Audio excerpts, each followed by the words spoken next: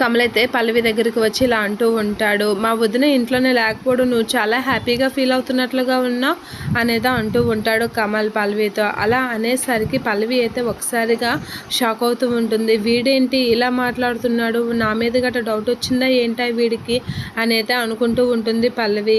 నేను చూస్తున్నాను కదా, వదిన వెళ్ళిపోయినప్పటి నుంచి నేను అబ్జర్వ్ చేస్తూనే ఉన్నాను. అస్సలు వదిన ఇంట్లో లేదనే ఇదే నీకు లేదు, పిసరంత జాలి కూడా నీకు లేదు. వదిన లేదు కదా అని లేకుండా చాలా హ్యాపీగా తింటున్నా, ఉంటున్నా, ప్రశాంతంగా ఉంటున్నా, చాలా కూల్గా ఉన్నావు. అసలు ఏంటి నీ ఉద్దేశం చెప్పు అనైతే కమల్ అడుగుతూ ఉంటాడు పల్లవిని. అలా పల్లవిని అడిగేసరికి పల్లవి ఒకసారిగా షాక్ అవుతూ ఉంటుంది.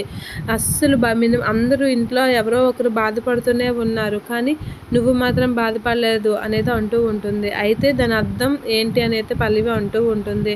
దాని అర్థం ఏంటి అంటావేంటి, అసలు వదిన లేదని పిసరంత జాలి కూడా లేదు అని అడుగుతూ ఉంటాడు. అసలు నాకెందుకో నీ మీద చాలా డౌట్గా ఉంది. అసలు ఇంట్లో ఒక మనిషి లేదు కదా అని ఆందోళన లేదు, అసలు ఏం లేదు, చాలా ప్రశాంతంగా ఉంటున్నావు, చాలా హ్యాపీగా ఉంటున్నావు. అసలేంటో నీది అని నేను బాగా గమనిస్తున్నాను, నిన్ను అబ్జర్వ్ చేస్తున్నా. దీన్ని బట్టి చూస్తే వదిన ఇంట్లో లేకపోవడం నీకు చాలా హ్యాపీగా ఉన్నావు అని చెప్పి కమల్ అయితే పల్లవితో అంటూ ఉంటాడు. అంటే ఏంటి బావా, ఇప్పుడు అక్క లేదని చెప్పేసి ఒక మూలను కూర్చొని ఏడ్చుకుంటూ కూర్చోవాలా అనేది అంటూ ఉంటుంది.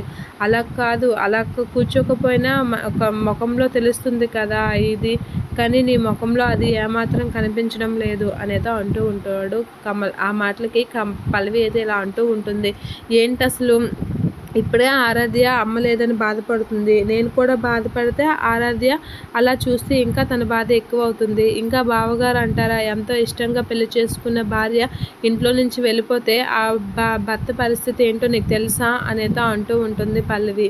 ఇక మామయ్య గారు ఆరోగ్య పరిస్థితి తెలిసే నువ్వు ఇలా మాట్లాడుతున్నావా, అక్క లేదని వదిన లేదని నువ్వు బాధపడినట్లుగా మనము బాధపడి కూర్చుంటే మామయ్య ఇంకా కృంగిపోతారు, ఆ మాత్రం తెలియదా నీకు అని పల్లవి అయితే అంటూ ఉంటుంది.